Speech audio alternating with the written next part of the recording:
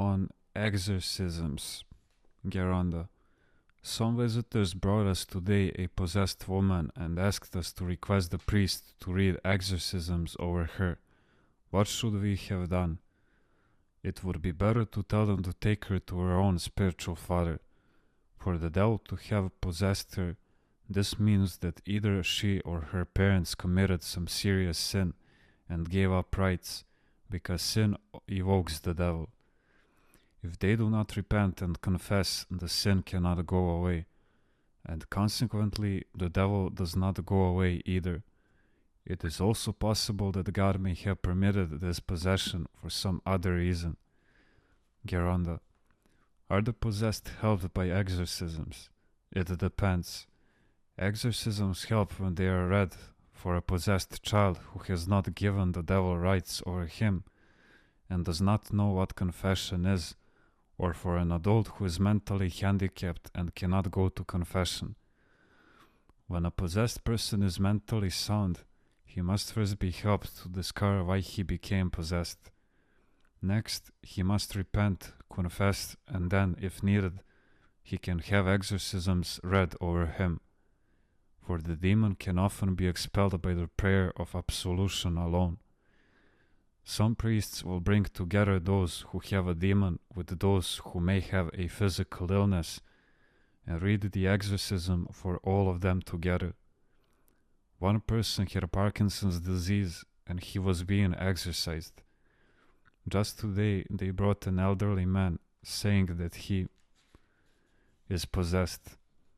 His left hand just goes back and forth, but he also had some other crises from time to time. So I asked him, "How long have you been like this?" "Ever since childhood," he said. I was puzzled. Then I noticed that the left side of his head seemed a little squeezed in. Apparently he had suffered some damage at birth, which had left him with a defect. A person may have his illness or pain from some physical handicap, yet others are telling him he is possessed, that he needs an exorcism to expel the evil and unclean spirit. This is so inappropriate and embarrassing for the person.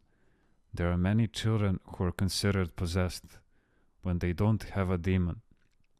They brought me a 25-year-old man and said that he was possessed.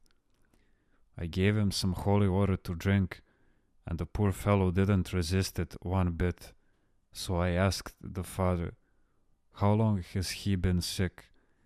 "Ever since he was 6 years old," he told me. Apparently, when he was a child, his grandfather was killed, and when he saw the body, he suffered a nervous breakdown. Now you know how traumatic a nervous breakdown is to an adult, so you can imagine how much worse it is for a young and sensitive child. And they treat him like someone who is possessed. Geronda, can exorcisms be read silently? It's better that they be read silently. In essence, exorcisms must be read with pain and love, with humility, not with pride.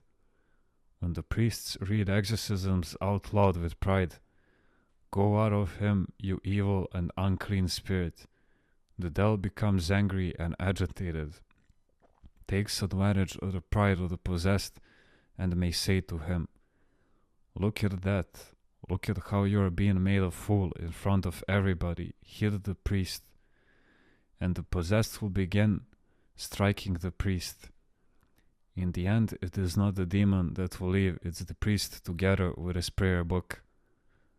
Once a priest said to a possessed person, "I command you, unclean spirit, go away from this man."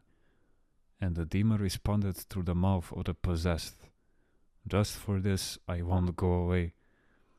This is the reason why I advise priests when they read exorcisms not to shout the prayers loudly, as if the demons are hard of hearing. Even the relatives should not tell people that they will invite the priest to read exorcisms. It is better to say that a supplication service will be read, and then the priest can also read the exorcism silently or in a low voice.